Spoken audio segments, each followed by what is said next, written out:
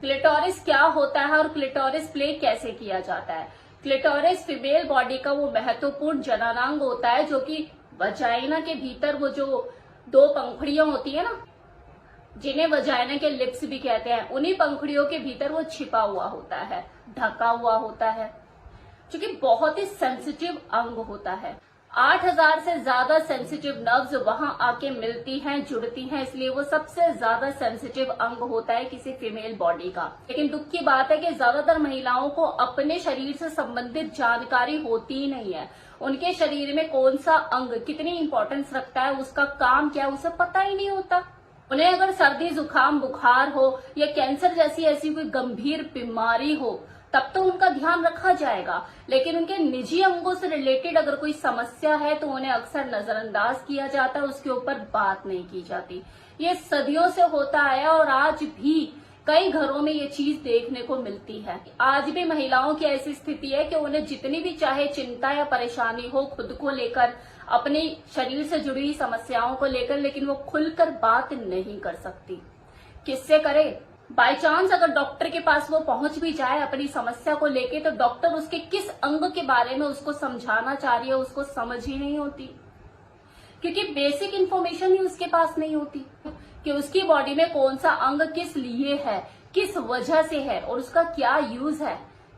Urine infection तक के बारे में उनको नहीं पता होता कि पेशाब में अगर जलन उनके हो रही है तो क्यों हो रही है, इसके पीछे की वजह क्या है। खुद को ही जिम्मेवार मानना, हाँ मैंने कुछ खा लिया होगा, कुछ मिर्ची वाला खा लिया होगा इसलिए शायद हो रहा है, इस तक तो वो पहुंच ही नहीं पाती कि क्या पता है कि यूरिन इन्फेक्शन उसके पार्टनर की देन हो, उससे उसको ये इन्फेक्शन हो गया हो, उसके गंदे पीनस की वजह से, उसकी हाइजीन मेंटेन ना होने की वजह से उसको ये इन्फेक्शन हो गया हो, पता ही नहीं होता उन्हें। चलिए अब बात कर लेते हैं क्लिटोरिस के बारे में, जो कि बहुत ही सेंसिटिव बॉडी पार्ट होता है फीमेल बॉडी का। ये मटर के दाने जैसा दिखता है, एक छोटा सा स्किन का टुकड़ा जैसा लगता है, जो यूरेथ्रा के मतलब जो पेशाब जहां से पास आउट होता है उसके बिल्कुल ऊपर स्थित होता है। अगर किसी फीमेल को अपनी बॉडी की एनाटॉमी नहीं पता तो उसके लिए इसे खोजना थोड़ा सा मुश्किल हो सकता है। अब इसका शरीर में क्या रोल है, ये फीमेल बॉडी में किस लिए काम करता है, तो ये एक प्लेजर पॉइंट है किसी फीमेल बॉडी का। इसकी संरचना बॉडी में आनंद उठाने के लिए हुई है, आनंद महसूस करने के लिए हुई है। सेक्स के दौरान ये प्लेजर बढ़ाने का काम करता है, ये प्लेजर पॉइंट होता है किसी फीमेल बॉडी का। जब उसका मेल पार्टनर इसको स्टिमुलेट करता है, इसके साथ प्ले करता है, चाहे वो फिंगर का यूज करे चाहे वो टंग से प्ले करे, उसके अंदर बहुत ज्यादा उत्तेजना, वो सेंसिटिविटी क्रिएट होती है। क्यों होती है? जैसा कि मैंने आपको अभी स्टार्टिंग में ही बताया कि 8000 से ज्यादा सेंसिटिव नर्व्स का वहां पे संगम होता है, मिलती हैं।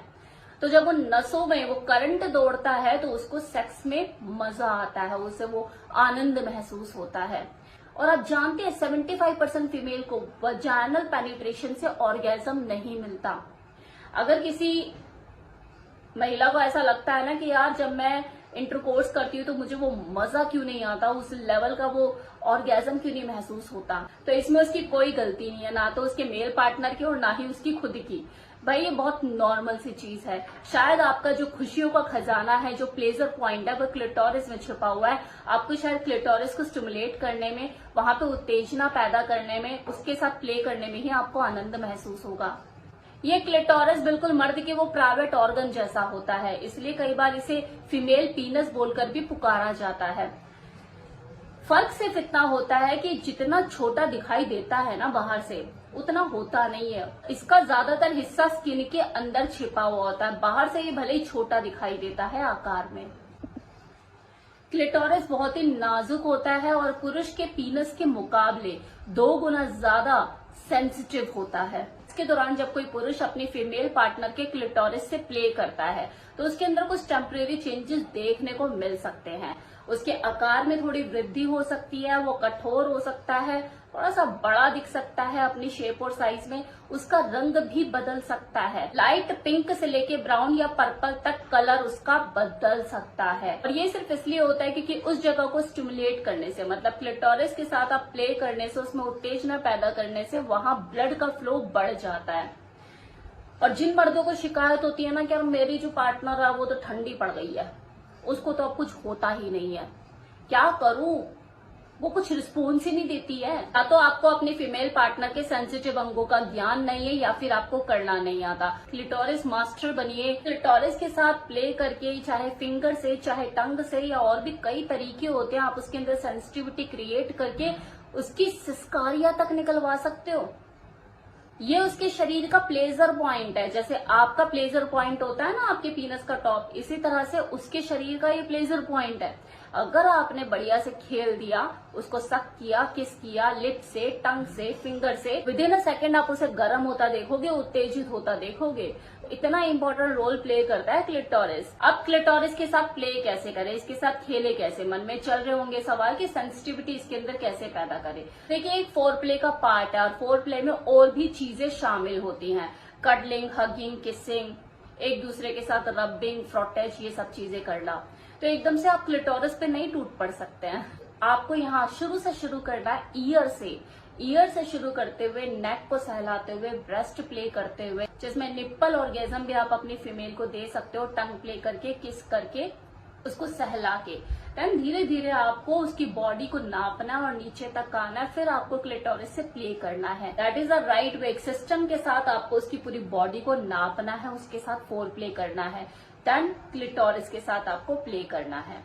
इस पूरे एक्ट में अगर आपने इसे बढ़िया से करने की सोच ली तो कम से कम 15 से 20 मिनट तो कहीं नहीं गए, क्योंकि फीमेल बॉडी का एक एक अंग 5 मिनट तो कम से कम मांगता ही है। मैं तो फिर भी आपको 15-20 मिनट में निपटाने की बात कर रही हूँ। अदरवाइज अगर आप 5 मिनट को नो सेंसिटिव अंग से मल्टीप्लाई करते हो तो 45 मिनट हो जाते हैं सर।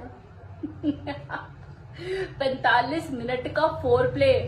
सही मायनों में सेक्स तो वही होता है जिसमें 45 मिनट का फोर प्ले होता है, और बाकी के कुछ जो 10-5 आपके मिनट होते हैं वो आपके इंटरकोर्स के होते हैं।